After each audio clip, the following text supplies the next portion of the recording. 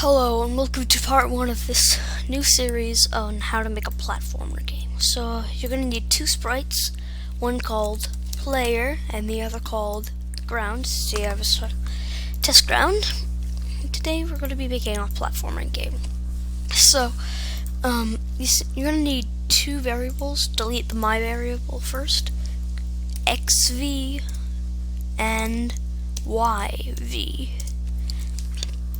And when the green flag is clicked, you're going to go to 0, 0, and then set xv to 0 and yv to 0. So, out of forever loop, change yv by negative 0.5, and then change y by yv. So you see, now we have gravity. So now we got to add ground and ceiling detection. So if touching ground, change y by yv times -1 and set yv to 0. So you see, now we have ground detection. So this works for ground and ceiling detection, but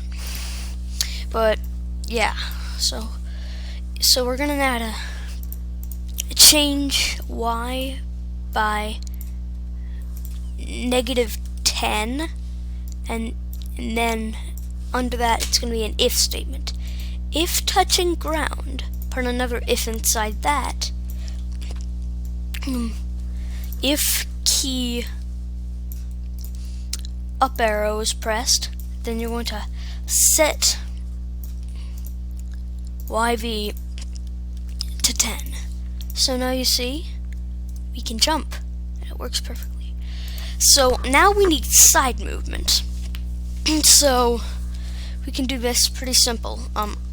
If key left arrow is pressed, then we're going to change xv by -1, and if the key right arrow is pressed, you're going to change it by 1. And so after that, you're going to set xv to xv times 0.9, and then you're going to change x by xv. So now you see we have jumping and side movement, but now we need wall detection. So if touching ground, change x by xv times -1, and so put them there, and see, now we have wall detection and ground detection and ceiling detection and jumping. So there you have it. You have a platformer, but this is only part 1.